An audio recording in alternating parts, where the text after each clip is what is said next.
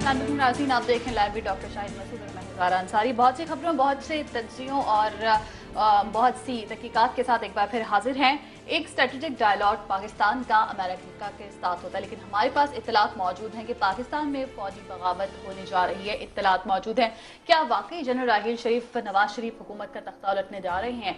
इस पर बात करेंगे। इंतहाई अहम और दिलचस्प बात है आपके लिए भी यकीनन। इसके साथ साथ एमक्यूएम के पेचीदा मामला किस जगह जा रहे हैं, इस पर बात करेंगे। साथ साथ बात करेंगे कि तालिबान से मुज़ाकरात का जो ऊंट है वो किसी करवट बैठेगा या नहीं। अपडेट्स साथ साथ सामने आ रही हैं, खबरें सामने आ रही हैं। अब से कुछ देर पहले भी हमने देखा कि तालिबान की कमेटी को लेकर भी खबरें सामने आई, उस पर बात करेंगे। प्रोग्राम का बाकायदा आगाज़ करेंगे। आपकी लाइव कॉल्स और SMS का इंतजार रहेगा। फेसबुक और ट्विटर पर भी अपनी फीडबैक्स हम तक पहुँचा सकते हैं। प्रोग्राम का आगाज़ करेंगे। डॉक्टर साहब की जाने पड़ेंगे।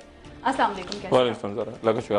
मैं ठीक ठाक। डॉक्टर साहब, इससे पहले कि बात करें एमक्यूएम के पेचीदा मामलात की, उस पर भी बात करेंगे और कि वो किस तरफ जा रहे हैं। एमक्यूएम की आज साबिक़ कमेटी भी मिली है बरतानिया में, उस पर भी बात करेंगे। लेकिन पहले मैं पूछना चाहूँगी कि क्या वाकई फौजी बगावत होने जा रही है? वाशिंगटन में क्या हो रहा है? वहाँ से खबरें सामने आ रही हैं।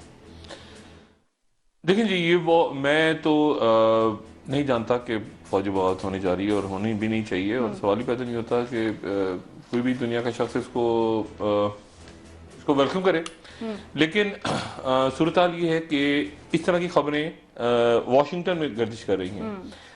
सबसे पहले तो कल वाशिंगटन पोस्ट, जो कि एक इंतहाई मौकर अमरीकी, सबसे ज्यादा ज़ाहिर वाशिंगटन से एक ही अखबार निकलता है बड़ा, और वाशिंगटन पोस्ट। कल वाशिंगटन पोस्ट ने, उनके पॉलिटिकल साइंटिस्ट हैं, और वो पॉलिटिकल साइंटिस्ट जो हैं वो उन्होंने कल वाशिंगटन पोस्ट में एक बात लिखी। उन्होंने स्टडी किया है 2013 तक, 1960 से लेकर 2013 तक दुनिया में जितनी बगावतें हुई हैं, मिलिट्री कूज हुए हैं, उनको उन्होंने स्टडी किया है। और वो स्टडी करने के बाद उन्होंने मुख्तलिफ वजूहात बताई हैं कि किसी मुल्क में बगावत क्यों होती है। मईशत ख़राब हो जाए, सियासतदान अहल हो जाए, बाहर की फोर्सेज इंटरवीन हो जाए, सिविल वॉर हो जाए, ये हो जाए, वो हो जाए, सारा कुछ कर के उन्होंने फिर एक मैपिंग की है, मैथमेटिकल साइंटिफिक मैपिंग करके उन्होंने वाशिंगटन पोस्ट में कल छाप दी है। और उस रिपोर्ट में वो ये कहते हैं कि जिन मुल्कों में इस साल 2014 में फौजी बगावत होने का खतरा है सबसे ज्यादा, उसमें कुछ 40 मुल्क हैं, लेकिन सबसे ज्यादा हाईएस्ट रिस्क है, वो बयान कर रहे हैं पाकिस्तान का। उनमें पाकिस्तान का भी नाम, वो पाकिस्तान का नाम है हाईएस्ट रिस्क में। अफगानिस्तान के रीजन में वो अलग रीजन है, ज़ाहिर है वो सिविल वॉर होती है, जो भी मामला होते हैं, फौज पता नहीं एक फौज है, कितनी फौजें हैं, अफगान आर्मी कहाँ जाती है आगे, तालिबान में से कितने उनमें से तालिबान को चले जाते हैं, क्या होता है अप्रैल के बाद हम कुछ नहीं जानते, अप्रैल से पहले क्या होता है हम कुछ नहीं जानते अफगानिस्तान में। लेकिन पाकिस्तान का नाम उसमें बहुत ऊपर रखा है उन्होंने। सब सहारन कंट्रीज का नाम है, लेकिन वहाँ होती रहती हैं बगावतें। एक और बड़ी इंटरेस्टिंग बात है कि अभी कू हुई है, पिछले साल ही बगावत हुई है मिस्र में, मुर्सी को उठा के उन्होंने हटाया ना जनरल सीसी ने, तो वो कह रहे हैं कि इस साल फिर दोबारा दूसरी बगावत होने जा रही है मिस्र में। ये बड़ी इंटरेस्टिंग बात है। अमेरिकन का एनालिसिस है वाशिंगटन पोस्ट में कि इस साल फिर दोबारा मिस्र में बगावत होने जा रही है फौजी। और पाकिस्तान के अंदर कोई बगावत की बात है वो उन्होंने की, और वही कहते हैं कि जी यहाँ की मईशत, यहाँ के मामला सारे जो उन्होंने अपने साइंटिफिक, मैं उस डिटेल में जाऊंगा, लेकिन उन्होंने मैपिंग की, इकोनॉमी, ये वो सारा फैसले, बॉर्डर्स की सूरत वगैरह, और हमारा जो एनालिसिस है मैथमेटिकल एनालिसिस, एक तो ये हो गई। अच्छा, इसको मैंने ठीक है, एक रिसर्च है, एक एनालिसिस है, लेकिन उसके बाद उसके 24-48 घंटों के बाद एक और वाकया वहां पे हुआ है वाशिंगटन में, और वो ये हुआ है कि यूएस कमेटी, जो इंटेलिजेंस की कमेटी है यूएस की, अभी इंटेलिजेंस की कमेटी बड़ी इंपॉर्टेंट होती है क्योंकि इनको इनपुट मिलता है सारी CIA और FBI और होमलैंड सिक्योरिटी वगैरह वगैरह सारी। तो उनकी जो कमेटी है, उन्होंने उनकी जो इंटेलिजेंस कमेटी है, उन्होंने वहां पे जाके यूएस सेनेट के सामने एक उन्होंने स्टेटमेंट दी है। उन्होंने पूरा बयान पेश किया और 2014 की उन्होंने पिक्चर पेश की और ये कहा कि अमेरिका को थ्रेट्स क्या हैं 2014 में, अमेरिका के सामने क्या बड़े चैलेंजेस हैं। ये पूरी एक डिस्कशन हुई है क्लोज, और उस डिस्कशन के अंदर उन्होंने ये कहा है, यूएस अमेरिकी सेनेटर्स ने अपनी सेनेट को बताया है कि हमारी इंटेलिजेंस रिपोर्ट्स ये कहती हैं, हमारा एनालिसिस ये कहता है कि पाकिस्तान में फौजी बगावत का इम्कान मौजूद है, फौजी बगावत खत्म होने जा रही है। ये मैं नहीं कह रहा, ये वाशिंगटन पोस्ट वाली रिपोर्ट को भी छोड़ देंगे। अमेरिकन सेनेट इंटेलिजेंस कमेटी ने अपने सेनेट के क्लोज डोर्स के अंदर ये बात की। सिर्फ इंतहाई अहम बात है, इसको नजरअंदाज तो नहीं किया जा सकता। नहीं, ये अमेरिकन का एनालिसिस देखें, एक होती है रिपोर्ट आती है, जैसे मैंने कहा वाशिंगटन पोस्ट को पढ़ा, अच्छा अब मैं अपनी भी बताऊं, मेरी जब बात होती है वहां पे और भी लोगों की बात हो रही है, तो एक कोल्ड शोल्डर उन्होंने दिया हुआ है। जैसे स्ट्रेटेजिक डायलॉग है, आपको याद है जो स्ट्रेटेजिक डायलॉग शुरू हुआ था हमारे मोहतरम, हमारे सर के ताज सरताज अजीज, बिल्कुल उसका हमारे सर के ताज क्या हुआ वो भी, वो उसका वो ऐसे बेड़ा गर्क हुआ है वहां पे। वो उन्होंने ऐसी तस्वीर, आपने तस्वीर बॉडी लैंग्वेज देखी, सरताज अजीज अभी हंस रहे हैं। ख्वाजा आसिफ क्यों हंस रहे हैं किसी को नहीं पता, वो कैरी को भी नहीं पता वो क्यों हंस रहे हैं, वो हंस रहे हैं ख्वाजा आसिफ। तो एक नॉन सीरियस डायलॉग में हुआ, उन्होंने सिर्फ इतनी एक पाकिस्तान को दे दिया कि आप बड़े आपके न्यूक्लियर बड़ा महफूज हाथों में, वो इस तरह की बातें निकालते थे ना, गुडी गुडी करना होता है। जब वो पाकिस्तान को डराना होता है, तालिबान इधर है, अलकायदा इधर है, वो पाकिस्तान डर गया, उन्होंने कहा न्यूक्लियर वेपन अच्छे हैं आपके, अच्छा खुश हो गए, जमहूरियत अच्छी हो। ये फजूल बातें हैं सारी, ये जो बयान होते हैं ना इस तरह के। उसामा बिन लादेन, ये जो वाकया हुआ ना 2 मई का, 1 मई का हुआ एक्चुअली, मैं उसको यहाँ पे 2 मई कहते हैं ना, 2 मई असल में वहां 1 मई थी, अमेरिका में उसको 1 मई कहा जाता है। एबटाबाद के वाकये को 1 मई कहते हैं, वो हम लोग 2 मई कहते हैं, टाइम का डिफरेंस है।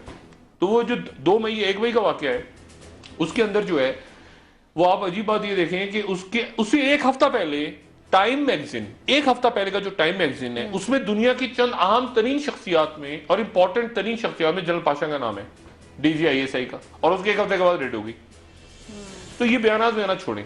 मेरे लिए जो तशवीशनाक बात है वो ये है कि US सेनेटर्स की इंटेलिजेंस कमेटी कह रही है बात, फॉरेन रिलेशंस भी नहीं, इंटेलिजेंस कमेटी बात कह रही है, अपने सेनेटर्स को बयान कर रही है कि पाकिस्तान में जो सबसे बड़ी थ्रेट है उसके बाद क्लोज करके एक सवाल जवाब का सेशन हुआ है। उसकी भी कोई इतला है। अब मैं वो यहाँ इसलिए नहीं कहना चाहता कि वो कहेंगे पैनिक फैल रहा है, सब कुछ फैल रहा है, लेकिन ये खबरें चूंकि अखबार में आने वाली हैं, ये आ गई हैं, खुदा जाने सुबह छपेगी, मेरे पास अभी है इतला।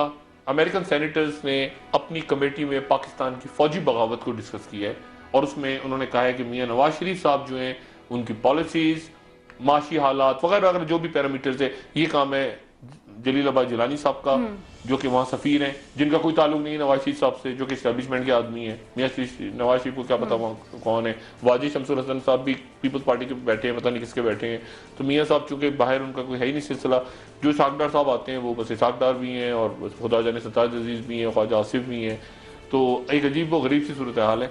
तो उस सूरत हाल में वहां पे वाशिंगटन में ये डिस्कस हुआ है, उनकी सेनेट की इंटेलिजेंस कमेटी ने ब्रीफ किया अपने हाउस को कि पाकिस्तान में फौजी बगावत होने जा रही है। लेकिन जब ऑपरेशन की बात हुई थी डॉक्टर साहब, तब तो मियां साहब ने आकर कहा था ये कि फौज और हुकूमत एक पेज पर है, जब ऑपरेशन की बात हो रही थी तालिबान को लेकर। लेकिन इसको भी कोट किया गया है उस रिपोर्ट में, ये भी कहा गया कि पब्लिकली तो मियां साहब ने ये कहा है, लेकिन फिर खदशात वार्निंग भी दे दी गई रिपोर्ट में। देखिए, होता ये है ना कि ये हमेशा इस तरह होता है, एक पेज पे है, कौन एक पेज पे है, कौन कहाँ पे एक पेज पे है, ये तो सियासी बयान है ना। ये तो ऐसे ही है कि पाकिस्तान और अमेरिका, वो पाकिस्तान और चीन वो अजल से अबद तक इत्तेहादी रहेंगे, वो जैसे निकाह पे नहीं होता हम साथ साथ रहेंगे अगले जन्म में, ये फजूल सी बातें बिल्कुल। एक पेज कौन सा खास पेज है। आप मियां नवाज शरीफ साहब, पाकिस्तान में सबसे ज्यादा वेल इन्फॉर्म्ड आदमी कौन होता है मुझे बताएं, सबसे ज्यादा इतलात किसके पास होती है? DGISI के पास। मुशर्रफ साहब के वक्त में DGISI थे general Ziauddin Bhatt, most inform आदमी। उसको मियां नवाज शरीफ ने आर्मी चीफ बनाया कि ये DGISI, इसके पास सबके पास सारी खबर होगी। वो DGISI साहब को जब पहना रहे थे, तारे लगा रहे थे यहाँ पे उनके, तो बगावत हो गई। यानी DGISI को भी नहीं पता, DGISI को उसके करने से बंदूकें। यानी यहाँ क्या होता है सिस्टम, मोहतरमा लेकर आ गए जनरल कल्लू, और उनको कल्लू से पूछा उन्होंने बुला के, अपने शम्स कल्लू साहब से, हमीदुल साहब पूछा कि सब खैर है, उनका सब खैर है, बगावत हो गई, गवर्नमेंट टूट गई। ये इस तरह नहीं होता, अल्लाह ना करे पाकिस्तान में ऐसा हो। लेकिन जने शरीफ साहब भी कम आते हैं टीवी पे, वो अभी तक आए भी नहीं है शायद, उनकी तस्वीरें मैंने एक आध देखी हैं वो इधर उधर। बिल्कुल वो एक तो ISPR जनरल बाजवा साहब से मैं एक आध दिन मिलने वाला हूँ, ये पता नहीं जनरल बाजवा साहब भी हमारे ISPR के माशाल्लाह को अजीब हो गए, उनकी तस्वीर शायद अफरीदी के साथ आ जाती है, अगले दिन दौरा करते हुए थोड़ा ISPR को भी मेरे ख्याल से एक आध दिन में मिलकर उनको भी तरफ समझाएंगे कि जरा थोड़ा सा वो सही करें मामला।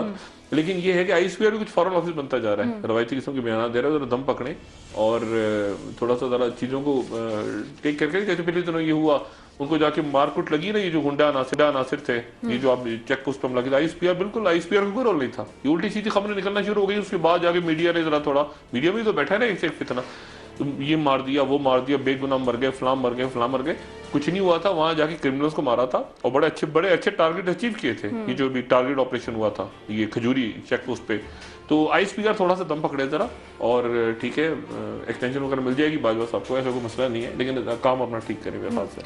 डॉक्टर साहब, दूसरी डेवलपमेंट पर चलते हैं। तालिबान टॉक्स को लेकर, कमेटी को लेकर बात की है, कहाँ पर खड़ी है?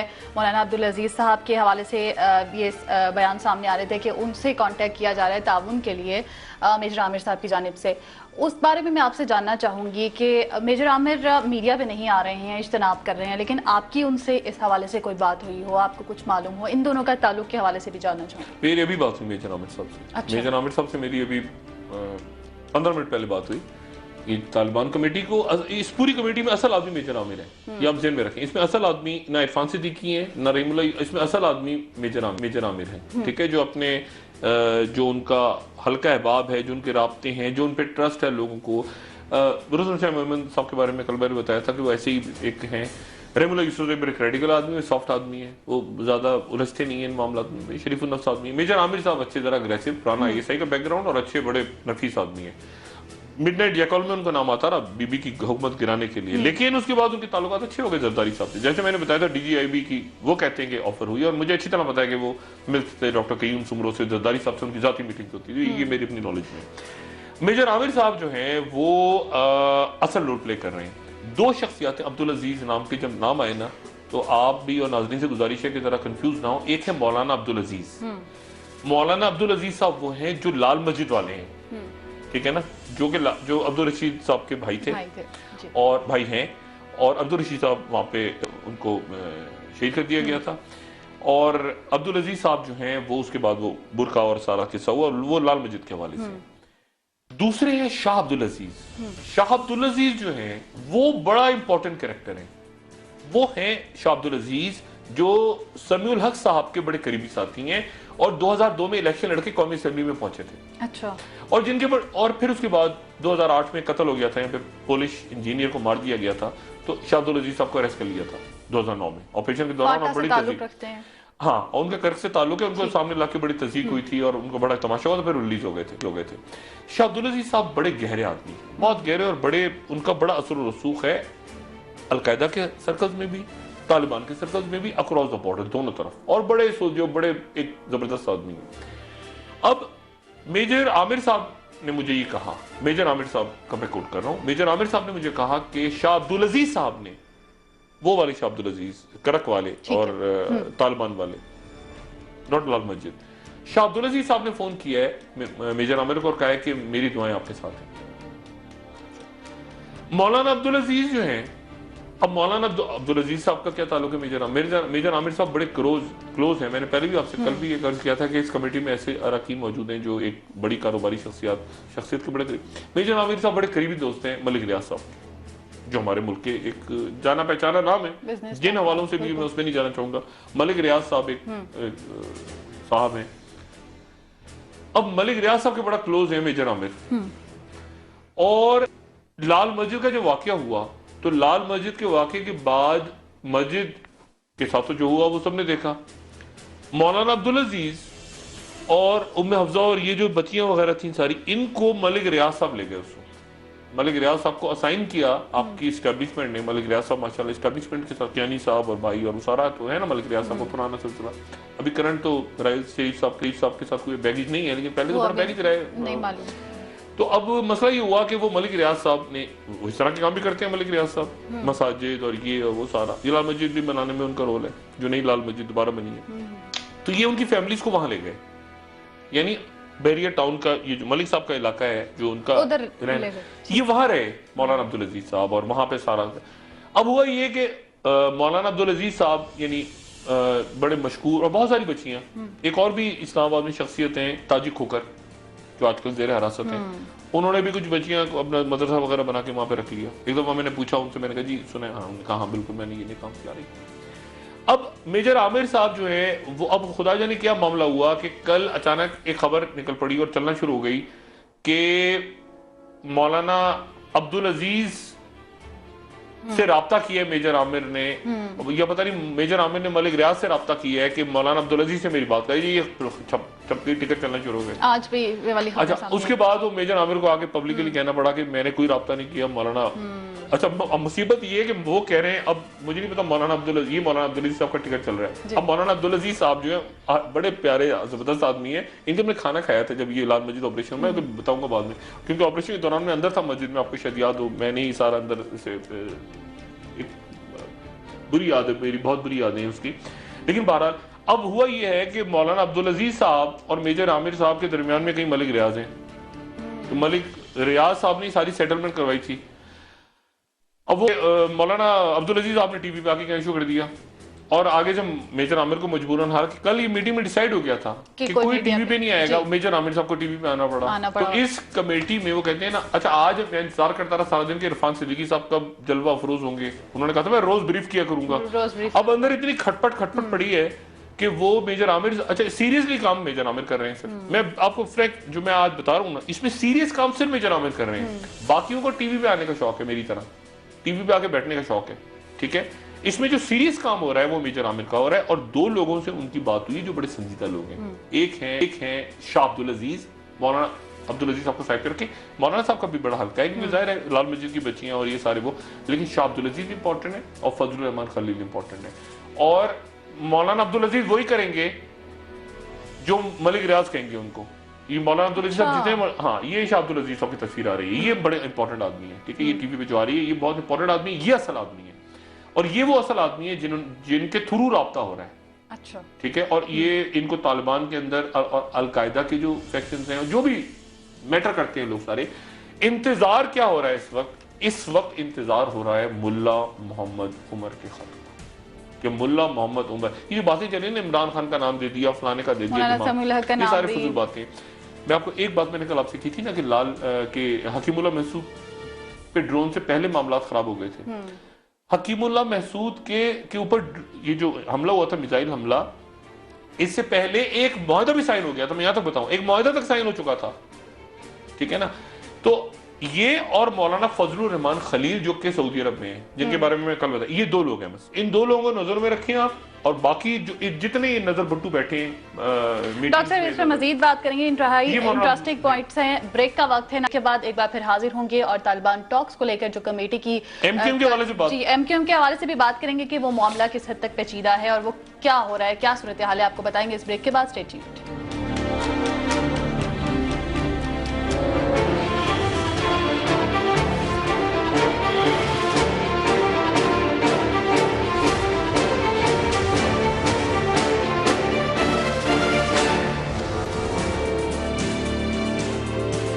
ब्रेक के बाद आपको एक बार फिर खुशामदीद कहेंगे। मुत्तहिदा कौमी मूवमेंट के मामला क्या हैं और ये पेचीदा क्यों होते जा रहे हैं, अब इस पर बात करेंगे।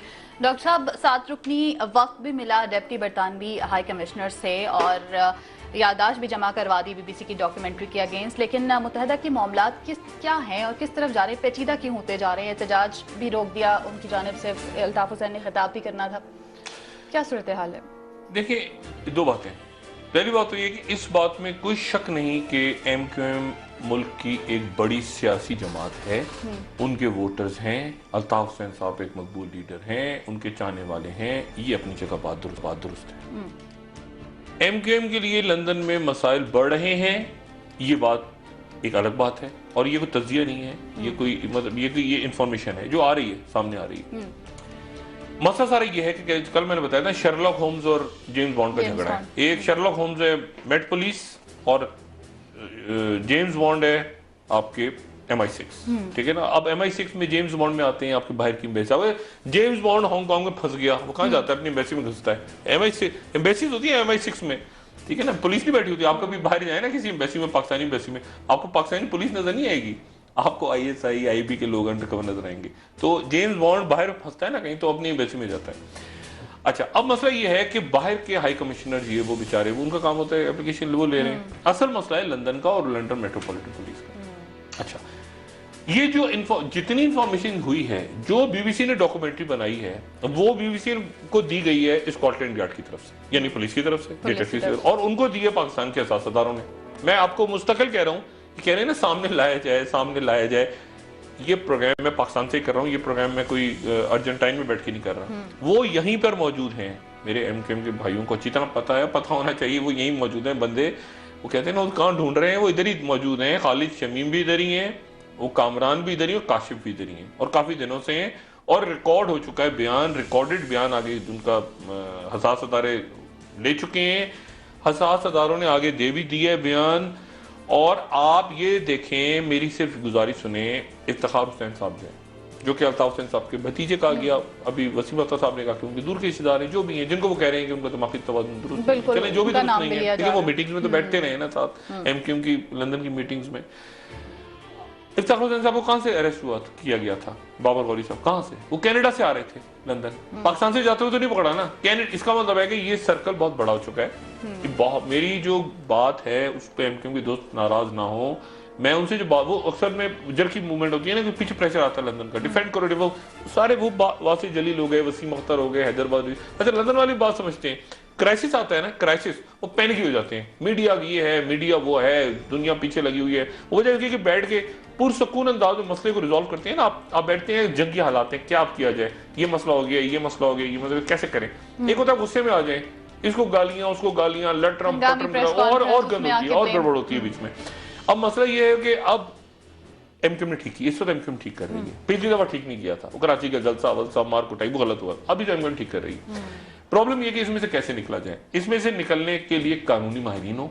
अगर बीबीसी ने गलत फिल्म चलाई है, मैं कब कह रहा हूँ बीबीसी ने सही चलाई है, बीबीसी को सरकारी फंडिंग होती है बाय द वे, अपना बरतानिया की, मतलब वो ऑटोनोमस, बिल्कुल ऑटोनोमस अदारा नहीं है वो, उसको वहां की ब्रिटिश ब्रॉडकास्टिंग कॉर्पोरेशन को ब्रिटेन की फंडिंग होती है।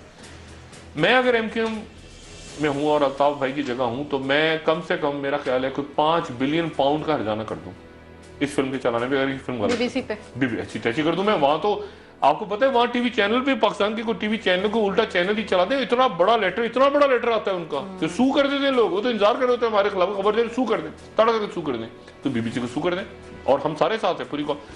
मतलब कोई गड़बड़ है, उस गड़बड़ को अब वो फरूक नसीम बेचारे को ऐसे आ गए, वो फरूक नसीम शरीफ आदमी, यहाँ से सेनेटर, उनको सेनेट बन गया, सेनेटर बनने की नहीं है ना, ऐसे तो नहीं कि गुडी वो बेचारे इधर गया उधर जा, उनको भी पता फंसे हुए मैं, उन्होंने बरतानवी लोग बीबीसी को भी जवाब दे रहे हैं, वो बेचारे। वो मामला ये है कि MI6 और उनका झगड़ा है और मामला बिगड़ रहे हैं, और मामला उस वक्त से, मैं बार बार ये बात कह रहा हूं कि ये बंदे पकड़े कब गए, ये बंदे चौधरी निसार के वक्त नहीं पकड़े गए, ये बंदे रहमान मलिक साहब के वक्त पकड़े, जिनका ऐसे जप्पी मारते हैं ना अल्ताफ भाई, ऐसे करके जप्पी, जो उनसे मुलाकात करने लंदन जप्पी मारते हैं, ये उनके वक्त में पकड़े गए। ठीक है, और मैं आपको ये भी बता चुका हूं कि एक मामला ऐसा है जो जाती मामला था, जिसमें अल्ताफ भाई ने मदद दी, रहमान मलिक साहब यहाँ से पहुंचे, कानूनी मामला था, जाती कानूनी मामला था लंदन में, उसमें मदद दी, फारूक नाइक साहब को लेके पहुंच गए वो, और मलिक साहब के हाथ में चीज आ गई, मलिक साहब मास्टर है, मलिक साहब ने जब पहुंचे वो चीज वो एक और बन गई। इसके अलावा कारोबारी मामला भी हैं, इसके अलावा बिजनेस डॉक्यूमेंट्स भी हैं, इसके अलावा और भी बहुत, इतना बड़ा जत्थे के जत्थे जमा है जो कि अजाब बना हुआ है। ये हमारे बहुत से एमक्यूएम के दोस्त नहीं बात पर कर पा रहे हैं, उनके भी जैसे ऐसे मोटे मोटे जत्थे बने हुए हैं, जैसे गत्थे होते हैं ना, जमीनें फलाना लटरम पटरम ये वो, पैसा वैसा। अब मसला ये कि आप जब असाइलम लेते हैं ना बाहर जाके, उस वक्त आपको जी आए आपको बुलाते हैं, बाहर के मुल्क, बाहर की एस्टेब्लिशमेंट, आइए तशरीफ लाइए, सबके वारी, ये पकड़ी पासपोर्ट पकड़ी, आपको नजर में रखते हैं, आपके वीक पॉइंट्स इकट्ठे करते रहते हैं, आप जो मर्जी करें जाके, गया जी वो आप कहते हैं कितना प्यारा मुल्क है यार, नोट जहां उनको वक्त आता है ना, वो एकदम से वो झाड़ते हैं नीचे, जब दराज खोलते हैं फाइल निकाल के ये रख लेते हैं, इसने ये किया था, इसने ये किया, ऐसे नहीं, आप कहते हैं ये क्या बात हो गई। तो वो सारा का सारे पलंदे उनके पास हैं, इसलिए आप इसको कानूनी तौर पे देखें, नंबर 1। नंबर 2 बात बड़ी इंपॉर्टेंट है कि वो जो एमक्यूएम भी कह रही है बात कि आखिर इतने सालों से क्यों नहीं, अब क्यों हुआ, यही मेरा सवाल है कि ये एमक्यूएम को पता होना चाहिए, और उनको पता है कि इस वक्त क्यों हो रहा है, पहले क्यों नहीं हुआ, इस वक्त क्यों प्रॉब्लम आ रही है लंदन में, पहले क्यों नहीं आई। और मैं फिर अपनी बात दोहराना, मैं बार बार कह चुका हूं, अल्ताफ भाई को चाहिए कि अपनी मौजूदगी में, ये मेरा मशवरा है, मैं बार बार, मैं समा पे भी कह चुका हूं, 6 महीने पहले भी कहा था, अब दोबारा कह रहा हूं कि वो किसी एक को अपनी प्रेजेंस में, अल्ताफ भाई की सेहत ठीक नहीं है जेन्युइनली, और एस्टेब्लिशमेंट्स में, इंटरनेशनल एस्टेब्लिशमेंट्स में इस बात पे कंसर्न है। अब जो मर्जी गाली दें, मुल्क, रियासतें एस्टेब्लिशमेंट्स की चला रही होती हैं, सारे मुल्क चला रही होती हैं, ठीक है ना, बरतानिया को भी उनकी कोई अपना गॉर्डन ब्राउन नहीं चला रहा, वो तो कह रहे हैं जान को खतरा है, वो तो कहेंगे पॉलिटिकल बयान, जान को तो मेरी भी, सबकी जान को खतरा है ना, मेरी भी जान को खतरा है, ये मुशर्रफ साहब नहीं कह, मुझे दिल का दौरा पड़ सकता है, मुझे भी पड़ सकता है दौरा, भाई सबकी जान को खतरा है, मैं भी बैठे बैठे कुर्सी गिर जाए, मैं मर जाऊं, तो जान को सबके खतरा है। मसला ये है कि वो चाहे, उनको ये चाहिए कि वो जो मैसेज उन तक पहुंच रहा है, ये बाद में वसूख से बताओ कि अल्ताफ भाई को एक मैसेज पहुंचाया जा रहा है कि ऐसा करें। वो नहीं करते, वो सेकंड एपिसोड आ जाती है, उस नहीं करते, फिर थर्ड आ जाती है, वो मामला बढ़ता जा रहा है, बढ़ता जा रहा है, बढ़ता जा रहा है। इमरान फारूक के चक्कर में कोई गड़बड़ घोटाला था तो ये छापा पड़वा दिया उन्होंने, ठीक है ना, मनी लॉन्ड्रिंग शुरू करवा दी कि बिल्कुल ही फंसा दें, इधर नहीं तो इधर, इधर नहीं तो इधर, इधर वो गुत्तियां बढ़ती चली जाएंगी। उसको वहां से पकड़ लिया, एयरपोर्ट पकड़ लिया, उसने करवा दिया, उसकी टेप आ गई, उसके नाम आ गए, ये चीजें बढ़ती चली जाएंगी, आने वाली दिनों में और बढ़ेंगी, ठीक है। इसलिए अल्ताफ, और बीच में मैं बताऊं, बीच में अब मैं बहुत बड़ी बात कहने लगा, बीच में अल्ताफ भाई को अच्छा मैसेज भी भेजा गया, इस्टेब्लिशमेंट ने अच्छा मैसेज भी भेजा। अब आपको ये अच्छा मैसेज कैसे भेजा? बिल्कुल ऐसे भेजा कि एक सीट, अब मैं बहुत अजीब सी बात कहने लगा हूं, लेकिन एक सीट बाकायदा अल्ताफ भाई को मैसेज पहुंचाया गया कि ये सीट आप नहीं जीत रहे, लेकिन ये सीट भी आपको दी जा रही है। अच्छा। कौमी असेंबली की सीट अंदरूनी सिंध की बाई इलेक्शंस में दी गई, ठीक है। मैं नहीं चाहता एमक्यूएम मेरी तदीफ करे इस बात की, मगर इसको रखें, मेरे पास भी बातें, उनके पास भी बातें, इसको रखें। यहां तक बात गई, इस हद तक इस्टेब्लिशमेंट ने कहा कि ये कोई जो बात वो मैसेज दे रहे हैं उस बात में सॉफ्टनेस आ जाए। एक सीट भी अंदरूनी सिंध के इलेक्शंस में, वो इलेक्शंस फौज की निगरानी में हुए थे, यहां तक मैं कहता हूं, वो सीट बाई इलेक्शंस की एमक्यूएम ने ले ली और मैसेज दे दिया लंदन में कि ये सीट भी आपको दी है। उसके बावजूद लचक नहीं आ रही, वो लचक। अच्छा, अब अल्ताफ भाई को मेरा क्या मशवरा है, और भी बहुत सारे मामला होंगे, मैं बीच में, मुझे नहीं पता क्या मामला होंगे। मुझे इतना पता है एक दो जनरल पाशा जाके मिले थे अल्ताफ भाई के साथ, मुझे इतना पता है, मुझे और भी कुछ चीजें पता होंगी। अब मसला ये है कि वो जो मैसेज दिया जा रहा है ना, इस्टेब्लिशमेंट में हकीकतन इस बात का कंसर्न है कि खुदा ना खास्ता अल्ताफ भाई की तबीयत खराब हो गई, अल्ताफ भाई गुस्से में आ जाते हैं, कभी नाराज हो जाते हैं, अपने कारकुनों पे भी, अपनी राब्ता कमेटी में भी बहुत दफा प्यार भी बहुत करते हैं, वो तो गुस्से में भी आ जाते हैं, तकरीर करते हुए गुस्से में आ जाते हैं, उससे और गड़बड़ हो जाती है, ठीक है। तो एक मैसेज जा रहा है आगे कि खुदा ना खास्ता, जैसे मैंने कहा था ना, बीबी की तो निकल के आ गई ना पटारे में से एक वसीयत, वो पता नहीं क्या थी, बहरहाल अब छोड़ दें, लंबी कहानी है, वो वसीयत निकल के आ गई, उसको इस्टेब्लिशमेंट ने सपोर्ट किया और वो चल पड़ी। इस्टेब्लिशमेंट उसको ना करती, वो ऐसे चीटों मोड़ जाती। अल्ताफ भाई को कहा जा रहा है कि आप एक नंबर 2 अनाउंस कर दें, ये क्या, क्योंकि डर ये लग रहा है कि खुदा ना खास्ता अल्ताफ भाई की तबीयत खराब हो गई है, कोई बात ऐसी ज्यादा खराब हुई तबीयत, तो ऐसा ना हो कि अंदर स्प्लिंटर ग्रुप्स बन जाए, क्योंकि स्प्लिंटर ग्रुप्स बड़ी पार्टियों की तरह एमक्यूएम में भी मौजूद हैं और अजीबोगरीब, वो किसी को नहीं मानते, ये इसको नहीं मानता, वो उसको नहीं मानता, और सेक्टेरियन तौर पे भी मसला है। ये जो पहले दोनों मसला हुआ था ना कराची में, झगड़ा हुआ था अंदर हमाद सदीकी साहब वाला, इसमें भी एक सेक्टेरियन एंगल था, मैं डिस्कस नहीं करूंगा। तो सेक्टेरियन ग्रुप्स ना बन जाए। कराची में मौलाना औरंगजेब फारूकी साहब, देखे ना, मौलाना औरंगजेब फारूकी साहब एक कुवत पकड़ रहे हैं कराची के अंदर, कराची में और लोग मौजूद हैं इस वक्त जो कि मजहबी जमातें हैं। कराची में एक ऐसी जगह है जो कि तहरीक इंसाफ ने ले ली है, एक बैठे हुए एएनपी वाले जो इंतजार कर रहे हैं कि उनको इशारा हो, उनको इशारा होगा 2 मिनट में शुरू हो जाएंगे एएनपी वाले भी, वो भी ऐसी गुडी गुडी सारा लिबरल मोहब्बत महाजिर पठानी ऐसे ही है सारी। आपको याद नहीं ज़ुल्फ़िकार मिर्ज़ा के वक्त क्या हुआ, सुबह उधर कट्टी बाड़ी की गोलियां, इधर 20 गिरे, उधर 50 गिरे, एक कराची में टर्मोइल आ जाएगा, और इस वक्त कोई टर्मोइल नहीं चाहता। इंटरनेशनल एस्टेब्लिशमेंट क्यों नहीं चाहती? क्योंकि एग्जिट कराची से हो रहा है, एग्जिट कराची पोर्ट कासिम से तो नहीं हो रहा ना, कोई आपके गवादर से तो नहीं हो रहा, वो सारे यहीं से निकलते हैं। हिसाब किताब कौन बनाता है? महाजिर। लेकिन ट्रक कौन चलाता है? पठान। इंटरनेशनल एस्टेब्लिशमेंट की भी जान निकलती है कि यार पठान महाजिर झगड़ा ना हो जाए कहीं, ठीक है ना। तो उन्होंने दोनों को ठंडा किया हुआ है, वरना तो खून के प्यासे एक दूसरे के। असफंदियार वली साहब ट्रक तो वो पठान चलाएगा ना, वहां से कंटेनर चलेगा, और हिसाब किताब कौन बनेगा कराची में? एक सैकी होती है ना, वो एमक्यूएम से ताल्लुक रखने वाले वो लोग, ये ऑफिशियल काम, ये सारा उतर रहे हैं नंबर, और ट्रक रात भर चला के वो चमन क्रॉस करेगा या कोई खबर। तो मसला ये है कि वो मैसेज जा रहा है, ठीक है, कि आप इसको इस तरह से कंटेन करें, और इसीलिए फारूक सत्तार साहब और गवर्नर साहब आ गए हुए, और इस मसले को इस्टेब्लिशमेंट पूरी इन्वॉल्व है। जहाँ पे गवर्नर से कोई ज्यादा इस्टेब्लिशमेंट की बात आगे पहुंचाने की कोशिश करते हैं, तो वहाँ एक लंदन में अल्ताफ भाई को कह दिया जाता है ये तो फौज का आदमी है, वो पता चला गवर्नर साहब को ही फड़का देते हैं, हटा दो हटा दो हटा दो, और गवर्नर रिजाइन करके गायब हो गए बेचारे। कभी फारूक सत्तार पे टोपी आ जाए। ये कराची पाकिस्तान में जो एमके है ना बेचारा, बड़े अच्छे लोग, बहुत वासे जलील, हैदर अब्बास रिजवी, वसीम अख्तर, ये वो सारे गुड नाइस पीपल लोगों में रहते हैं ना, सारे लोग इनके बड़े अच्छे। मुसीबत ये कि लंदन को कैसे कन्विंस किया जाए, और लंदन में अल्ताफ भाई को कैसे, अल्ताफ भाई के आसपास जो लोग हैं वो भी अच्छे हैं, अनवर भाई हो गए, मुस्तफा भाई हो गए, बाकी लोग हो गए, अनीस भाई हो गए, लेकिन मसला ये है कि वो वहां पर यहाँ का और वहां का जो गैप है ना, वो उसमें गड़बड़ हो जाती है कहीं। तो अब ये है कि वहां पर एक उन्होंने कहा अच्छा चलो यहाँ तो छोड़ो, अब लेकिन यहाँ कुछ कम हुआ, वहां उन्होंने कहा लंदन में कर दो। इस्टेब्लिशमेंट्स ने कहा पहले यहाँ मामला सेट हुआ, वो लंदन ऊपर नीचे, उन्होंने कहा लंदन में ही ले आओ, उस गैप को कम करने की अब कोशिश देखिए ना यहाँ कराची में पाकिस्तान में कुछ नहीं हुआ, वरना पाकिस्तान में भी तो हो सकता था ना। पाकिस्तान में फड़काते थे 5-6 लीडर, पाकिस्तान में एमक्यूएम के अंदर बढ़ होते जेलों में, पाकिस्तान में तो मजे से घूम रहे हैं, टीवी पे आ रहे हैं, हमारे साथ गपशप लगाते हैं। उन्होंने कहा लंदन में इस्टेब्लिशमेंट का प्रॉब्लम वहां क्रिएट हो रही है, तो लंदन को उन्होंने जरा थोड़ा सा टाइट की है, और मेरे ख्याल से ऐसी जगह लेकर आ गए कि जहां अच्छा 4 फिल्में, मैं इससे पहले कि आप वक्फा लें जो भी बात हो, वक्फे का वक्त हो रहा है, 4 कम से कम 3 से 4 फिल्में तैयार हो रही हैं इस वक्त। अच्छा, मुझे आज से 5 महीने पहले नजीम मलिक साहब ने अपने प्रोग्राम में बताया था, तो मैंने कहा था बीबीसी की फिल्म तैयार हो रही है दूसरी, उस वक्त उन्होंने सबने तरदीद की। आज मैं आपको बता रहा हूँ 3 से 4 फिल्में तैयार हो रही हैं, और अब अमेरिका के अखबारों में आने वाली है खबर, अच्छा। बरतानिया से निकल के अमेरिका में आने वाली है। मैं कोई डरा नहीं रहा, मैं वो बता रहा हूँ जो मेरी सोर्सेज हैं, ये खबरें और तैयार हो रही हैं, कहानी और आगे चलेगी।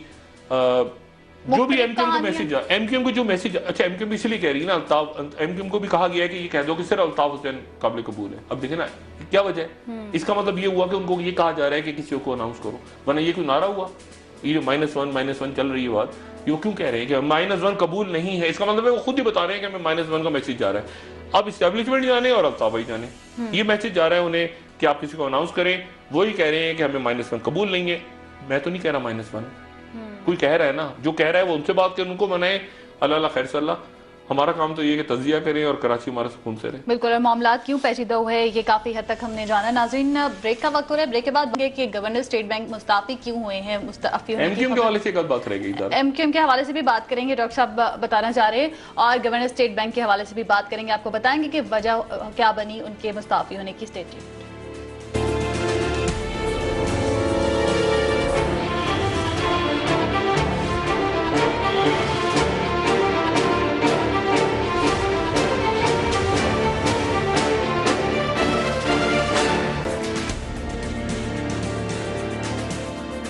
नाज़रीन, ब्रेक के बाद आपको एक बार फिर खुशामदीद कहेंगे। बात करेंगे नई हुकूमती तकर्रियाँ तनाज़ात का जो रिवाज है वो कायम करती जा रही हैं, क्या वजूहत हैं। इससे पहले चेयरमैन नादरा का मामला हमारे सामने आया, चेयरमैन पैमरा, चेयरमैन पीसीबी और गवर्नर स्टेट बैंक के मुस्ताफी होने की भी बात सामने आई, क्या वजूहत है, इस पर बात करेंगे। डॉक्टर साहब, इससे पहले कि मैं इस टॉपिक पर जाऊँ, ब्रेक से पहले आपने कहा कि एमक्यूएम से मुतालिक एक और बात आप बताएंगे। देखिए, एमक्यूएम ने अच्छा किया कि एक तो आज अपनी उन्होंने एहतजाज पोस्ट और कर ले गए वो, क्योंकि मैसेज गालिबन यही कराची को बंद नहीं होना चाहिए। मैसेज गालिबन उनको यही दिया जा रहा है कि कराची को बंद ना करें तो संडे को एहतजाज कर रहे हैं, वो आज करवाते हैं। और रात तक मैंने आपसे कल भी कहा था ना कि उनको काउंटर करने के लिए रिलीजियस फोर्सेज हैं कराची में। तो कल रात को मौलाना औरंगजेब साहब बैठे हुए थे, आपने देखा जमात अहले सुन्नत वल जमात का इज्तिमा चल रहा था, और वो बैठे रहे उस वक्त जब तक एमक्यूएम ने ये नहीं कहा कि हम आज पोस्टपोन करके इसको इतवार को लेके जा रहे हैं। तो ऐसी सूरत क्रिएट नहीं करनी चाहिए।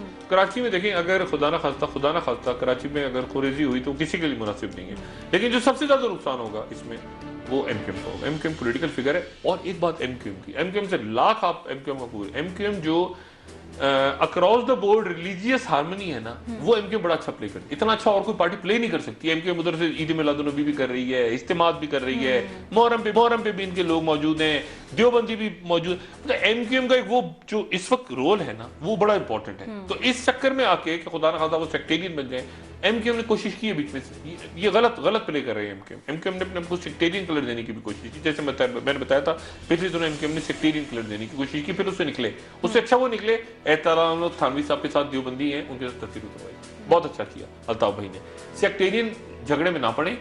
और ये जो अच्छा किया कि इतवार को लेके इजाजत वगैरह करें, ब्रिटिश हाई कमीशन, ये वो सारा चलता रहता है। असल मामला कानूनी है। ये मुशर्रफ साहब का केस जैसे सियासी बना के उलझा दिया ना इन्होंने, अहमद रजा खजूरी साहब ने 73 का लटम पटम, ये पॉलिटिकल मामला, पॉलिटिकल इसको हैंडल करने, देखेंगे क्या मैसेज आ रहा है क्या नहीं आ रहा। कोई नहीं चाहता कि खुदा ना खास्ता जो है वो कोई खुरेजी हो कराची में, कोई टेक ओवर कर ले एमक्यूएम को, कोई निकल के आ जाए, कोई हकीकी वगैरह। लेकिन जैसे जैसे इस मामला ये तूल पकड़ेगा, फिल्में और आएंगी बाहर की मीडिया में, पाकिस्तान की मीडिया को छोड़ देना, यहाँ तो केबल ही चल जाए बड़ी बात है, लेकिन मतलब बाहर फिल्में आएंगी और अमेरिका की मीडिया में आने वाली है। जो मैं बार बार बात कर रहा हूँ, अमेरिकन मीडिया में आएगी बात खराब होगी, लेकिन अमेरिकन की मीडिया में आएगी क्योंकि वो ऐसे चलते हैं, पहले वो ब्रिटिश पिक करता है वहां से वो फिर बात खराब हो जाती है। तो उससे पहले और मैं डिप्टी हाई कमिश्नर भी नहीं है, अब डिप्टी हाई कमिश्नर से वो जो भी करें, असल मामला लंदन में सुलझा दें। जो मैसेज आपको एस्टेब्लिशमेंट दे रही है वो मैंने भी दे दी आपको। ठीक है, वो सब आपको भी पता है, आप खुद भी कह रहे हैं ना कि नहीं अल्ताफ भाई के बगैर कबूल नहीं होगा, नहीं कबूल होगा, हम भी चाहते हैं नहीं कबूल होगा, उनको तय करें और क्या मामला है उनको वो जाने, आप जाने, कहानी बसी है। ठीक है डॉक्टर साहब, अगले टॉपिक की तरफ चलते हैं। हुकूमती तकर्रुरियां तनाज़ात का जो रिवाज है वो अभी भी है। गवर्नर स्टेट बैंक मुस्ताफ़ी हो गए, इसहाक डार साहब के साथ इख्तिलाफात, उनका मौक़िफ़ सामने आया था कि उन हुकूमती पॉलिसियां उनको तस्लीम नहीं थी। देखिए ये जो बात आपने शुरू में प्रोग्राम की थी ना कि वाशिंगटन में इस वक्त कंसर्न ये है, वो जो बात कर रहे हैं वो कह रहे हैं कि इनसे हुकूमत नहीं चल रही, बात वो कह रहे हैं इनसे चल नहीं रही, ठीक है ना। आपकी स्टैब्लिशमेंट और मियां साहब एक ही पेज पे हैं नहीं है, मैं छोड़ दें कौन सा पेज है कौन सी किताब है, ये ऐसे ही होता है सारा, ठीक है। मुल्क इंपॉर्टेंट है, कोई इंपॉर्टेंट नहीं है, कोई शख्सियत कोई भी इंपॉर्टेंट नहीं है, मुल्क पाकिस्तान की रियासत इंपॉर्टेंट है, ठीक है ना। और कोई भी शख्स डिस्पेंसिबल, वो कहते हैं हम मेरे बगैर नहीं चलेगा, ऐसे जो लोग कहते हैं मेरे बगैर दुनिया नहीं चलेगी, उनकी कब्रें आज बनी हुई, कब्रिस्तान में जाएंगे लाइन से कब्रें नजर आएंगी। आप रियासत इंपॉर्टेंट, मुल्क इंपॉर्टेंट होते हैं। बहुत सारी की मुल्क चलाना है आपने, मुल्क की माशी सूरत अभी आप सितंबर में उनसे भीख लेकर आएंगे, 6 अरब प्लस IMF पे लेकर आए आप, और उसके बाद दिसंबर में लिया और आपने जो वादे किए थे आपने बेड़ा गर्क रहे हो, ऐसे नीचे चलेगी। अभी यासीन अनवर साहब का है, इसहाक डार साहब को तो नहीं अच्छे लगते, वो खुदा जाने क्यों नहीं अच्छे लगते, मेरे बड़े अच्छे, बहुत अच्छे इसहाक डार, बड़े सॉफ्ट आदमी, अच्छे आदमी है, लेकिन बहरहाल इसहाक डार साहब जो वजीर बनते हैं तो वजीर हो जाते हैं हमेशा, हर वजीर होता है, वजीर नहीं होता तो कुछ और होता है, फिर वो अवाम में हो जाता है। इसहाक डार साहब का मसला यासीन अनवर साहब का खराब हुआ। इसहाक डार साहब ने कहा कि इस आदमी ने किया करप्शन, और यासीन अनवर साहब का पॉइंट ऑफ व्यू ये है कि मेरे ऊपर प्रेशर ये डाला जा रहा था, प्रेशर डाला जा रहा था कि 100 अरब रुपया में छाप के ये जो फलाना बैंकों से, निजी बैंकों से उठाऊं और गवर्नमेंट की स्कीमों में लगा दूं, ये जो स्कीमें चल रही हैं सारी कर्जा वर्जा, ये वो यूथ लोन, ये लैपटॉप शैपटॉप, इसमें डाल दूं। मैंने इनकार कर दिया तो इस्तीफा हो गया। ये 4 आपके स्टेट बैंक के गवर्नर्स हैं, 4, ये चौथे गवर्नर हैं जो मुद्दत पूरी होने से पहले रिजाइन कर गए। वो हफीज कारदार चले गए, वो उससे पहले वो डॉक्टर शमशाद अख्तर चले गए, मतलब ये सारे जो हैं ये एक एक करके चलते चले जा रहे हैं। और इनके कोई बेटे का एक्सीडेंट हो गया था, ये सिंगापुर चले गए थे, वहां से वापस आए, बता एक और डिप्टी गवर्नर लगा दिया, वही जैसे तारिक मलिक के साथ हुआ था, इन अ बैड टेस्ट। ये जो चीजें होती हैं ना, ये बाहर मॉनिटर होती है, लेकिन आप जो ये IMF आप भीख मांग रहे हैं ना जाके, यहाँ तो वैसे तुरम खान चल रहे हैं, चाय लाओ मेरे लिए, पानी लाओ मेरे लिए, गाड़ी खड़ी करो, वहां जाते ऐसे खड़े हो, ऐसे करके यूं खड़े हैं, जॉन कैरी ऐसे, जॉन कैरी। अभी IMF के वहां गए तो दुबई में मुज़ाकरात हो रहे हैं, ऐसे दे दो भाई मुज़ाकरात, अब आपके वो शुरू, यानी चक्कर शुरू हो गया ना सारा, उधर प्राइवेटाइजेशन, उधर फलाना, उधर इस पूरी चीज को मॉनिटर, ये कहती है, ये कहलाते पॉलिटिकल इकोनॉमी। मैंने एक दिन पूछा, मैं यहाँ बात नहीं करना चाहता, ब्रीफिंग हो रही थी जनरल कैनी की, मैंने जनरल कैनी से सिर्फ एक सवाल पूछा, मैंने कहा जनरल साहब मुझे ये बताइए, अगर आज आपका इंडिया से आप खुल जाए आपका ईस्टर्न बॉर्डर, खुदा ना खास्ता, वेस्टर्न बॉर्डर वैसे ही आपका हॉट है ना वेस्टर्न बॉर्डर, ईस्टर्न को भी मैं हॉट ही समझता हूँ, वहां से छेड़खानी होती रहती है इंडियंस की तरफ से। मैंने एक सवाल हो जाए, क्या चीजें होती हैं आपकी क्या चीज इंपॉर्टेंट, असला तो इंपॉर्टेंट नहीं होता, असला तो होता है, असला फौज तो इराक में भी थी, क्या इंपॉर्टेंट, मोरल इंपॉर्टेंट होता है, फौज क्या मोरल है, कौन क्या मोरल है, इकोनॉमी कैसी है, बिजली किस तरह चलेगी, ब्लैकआउट, मोरल। अब आपने सभी को ठुस कर दिया, एक निकम्मा आता है, उसके सुपर निकम्मा आके बैठ जाता है, सुपर निकम्मा जाता है, उसके टेट्रा निकम्मा बैठ जाता है आके, यानी चोरों का टोला बिठाया हुआ आपने सारा। ये किस तरह क्या होगा? जनरल कैनी साहब ने उसी तरह हाथ पे आता तो बाहर जाके सिगरेट विगरेट पी करने का डॉक, ये तरह बात तुमने मुझसे की, वो मैं नहीं कहना चाह रहा, लेकिन मसला ये सारा कि मुल्क ने भी तो चलना है ना। अब एक बच्चा क्यों उसको, यानी क्यों बच्चे पढ़े जब उनको पता है कि चोर के बच्चे ने आके पेपर लेके और यहाँ पे डॉक्टरेट की डिग्री ले लेनी, कल को जो देखे ना डिग्री के साथ डॉक्टरेट की डिग्री ऐसे लोग MPhil PhD के लिए जाने दे देते हैं बच्चे बेचारे, आपके मुल्क के, आपकी कौम के, और एक से एक चोर को आपकी डॉक्टरेट डिग्री मिल रही है, डॉक्टरेट की डिग्री, फलाने को डॉक्टरेट की डिग्री, फलाना डॉक्टरेट। आपने देखा तमक किस तरह बिक रहे हैं, यानी जो फैज अहमद फैज को मिला है, या जो आपके हबीब जालिब को मिला है इस मुल्क में, या जो अशफाक अहमद को मिला है, ये जो बड़े बड़े अदीबों को मुल्क में मिला है, तमगा हुस्न कारकर्दगी और बड़े बड़े आपके सिविलियन एजाज, वो देखें आपके लोगों को मिले 5-6 साल में। आप देखें लिस्ट तो पढ़े, आप कहेंगे आपको नफरत होनी शुरू हो जाएगी कि यार है ये हो क्या रहा है। बिल्कुल। देखिए बात ये है सारी कि इस तरह एक लिमिट होती है, एक हद होती है, ये दुनिया भी देख रही है।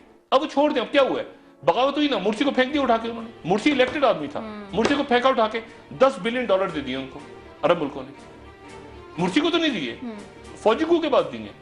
इसलिए जो पॉलिटिक्स लिमिट होती है, ये सिंध में भी सूरत हाल है, सिंध में भी यही, मैं आज आपके प्रोग्राम में रिकॉर्ड कह रहा हूँ, लोगों का ख्याल है कि सारे कब्जे वब्जे, ये खेल वेल, सारा पैसा बाहर निकल गया, एक एक चीज अंडर वॉच, ऐसे बटन दबेगा और गड़बड़ जैसे आप कहते हैं माइक्रोस्कोप के नीचे। नहीं, एक एक चीज माइक्रोस्कोप के नीचे है। ये डिप्लोमेटिक बैग, आपके ख्याल से इनमें पैसा जाता है तो क्या मैं अब बात नहीं करना चाह रहा, ये डिप्लोमेटिक बैग में लोग पैसा बन के जाते हैं ना कि डिप्लोमेट चेक नहीं हो रहा, इसके तरीके हैं बड़े, ये भी बड़ा मॉनिटर होती है कि चीज कैश कहाँ गया, कौन किधर गया, क्या हुआ सारा।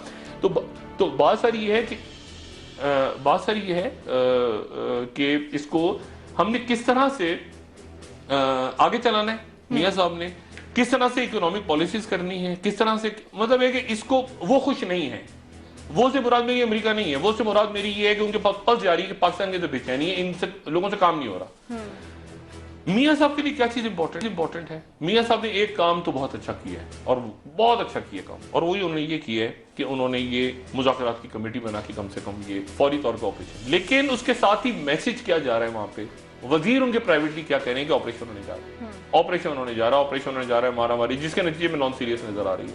हर आदमी कह रहा है कि ये कमेटी, मैं भी ये कह रहा हूँ, मूवमेंट्स हो रही है ना, एक गुस्सा है कि यार क्या मतलब है, क्योंकि 6 महीने आपने ऐसे गुजार दिए, 6 महीने के बाद आपने एपीसी की पटारे में से क्या निकाला, ये इरफान सिद्दीकी है, ये मेजर आमिर हैं, ये मेजर आमिर ने कहा सलीम साफी से, सलीम साफी ने कहा मैं नहीं आऊंगा, उसने कहा तू आ जा, उसने कहा तू आ जा, अब फरमाइशी टिकट चल रहे हैं, कई टिकट फरमाए, टीवी चैनल से फोन कर करके फरमाइशी टिकट जो है वो, हाँ इमरान खान का भी आ रहा है, इमरान खान आना चाह रहे हैं, उनको भी शामिल करें, उनको शामिल कर दिया जाए। इमरान को पता नहीं, अब इमरान मैं तो समझने से काफिर हूँ, अब समी उलग चले गए तो इमरान खान आ जाए, इमरान खान को इसको हेड करेंगे इरफान सिद्दीकी साहब और नीचे बैठेंगे इमरान खान, इमरान, मतलब कुछ समझ नहीं आ रहा। आपने इरफान साहब के कॉलम्स पढ़े, इरफान, मतलब ये अजीबोगरीब बात है। मैं इस, ये नहीं, नॉन सीरियसनेस है एक्चुअली, ये नॉन सीरियसनेस है, और ये नॉन सीरियसनेस इसी को देख के जो तालिबान के लोग हैं वो कह रहे हैं कि मामला सारा का सारा ऑपरेशन की तरफ लेके जा रहे हैं। लेकिन उनकी जानिब से भी अभी तक मजलिस शूरा की जानिब से उनकी कमेटी का ऐलान नहीं, उनके पहले नाम तो आ गए थे 3 परसों, जो मैंने कल के प्रोग्राम में बात की थी, मुल्ला फजलुल्लाह जो उनके हैं, उन्होंने फिर बात की दोबारा। लेकिन हुकूमत यहाँ जो कुछ नॉन सीरियसनेस हो रही है ना, देखिए मैंने आपसे फिर कहा कि ये फजल खलील साहब पीछे हट जाएंगे, वो हट गए थे एक लेवल में पीछे, और शाह अब्दुल लतीफ पीछे हट जाएंगे, वो ये नॉन सीरियसनेस देखेंगे ना। आज ब्रीफिंग होनी थी, आज ब्रीफिंग क्यों नहीं हुई? आज होनी थी ना, इरफान सिद्दीकी साहब को ब्रीफिंग दी नहीं, क्यों नहीं दी? क्या प्रकाश हो रही? वो उन्होंने कहा दिनों में हो जाएगा मामला तय, हफ्तों में, महीनों में नहीं, सालों में, दिनों में। रोज की ब्रीफिंग देना, आज क्या हुआ, कल क्या हुआ, परसों क्या हुआ। आज तो तनाजात खड़े हो गए, अब्दुल अजीज साहब कह रहे हैं कुछ और, सलीम साफी साहब ने कॉलम लिख दिया, मुझे बुलाया गया था, मैं नहीं आया, फलाना, जो एक अजीब प्रोसेस है। और पॉलिटिकल फिगर्स, ये बात मैं पहले कह चुका हूं, अमेरिकन को और बाहरी बात भेज चुकी हैं, बार बार ये बात कह चुकी हैं कि जी हम करवाने को तैयार हैं। मैं आपको मिसाल, एक बड़े पॉलिटिकल लीडर का नाम ही नहीं था तालिबान की तरफ, उनका नाम डाला गया, नाराज ना हो जाए मौलाना फजलुर रहमान साहब, उन्होंने कहा मेरा नाम भी डाल दें, तालिबान की तरफ से नाम आ गया, हालांकि नाम ही नहीं था। डॉक्टर साहब, सोशल मीडिया पे भी ये तालिबान की जानिब से जो कमेटी में नामों का मुतालबा किया गया, वो नाम सामने आ रहे हैं। इमरान खान साहब का नाम तालिबान की तरफ से डालने के लिए कहा जा रहा है, मौलाना समीउल हक साहब का नाम आ रहा है, मुफ्ती किफायतुल्लाह साहब का नाम आ रहा है, प्रोफेसर इब्राहिम का नाम सामने आ रहा है तालिबान की जानिब से, और मौलाना अब्दुल अजीज साहब का नाम भी सामने आ रहा है। तो ये क्या है तालिबान की जानिब से उनकी कमेटी? उनके तो दिल चाहेगा ना शाहिदुल्लाह शाहिद साहब नाम दे दें 15, देखें ना, मतलब है कि आपने कुछ चीज कर, मैं कह रहा हूँ नॉन सीरियसनेस है दोनों तरफ से, इस तरफ से चूंकि है तो उस तरफ से भी है। अब उधर तालिबान की तरफ से नाम आ जाए, उनकी तरफ से नाम आ जाए कि जी आप वीना मलिक का नाम डालें हमारी तरफ से, क्या होगी? देखिए नॉन सीरियस एटीट्यूड है ना, नॉन सीरियस एटीट्यूड हो रहा है ना। इनका नाम डाल दें, उनके वो कह रहे मैं नहीं आना चाह रहा, मेरा नाम इसका डालेंगे तो मेरा बैठेंगे।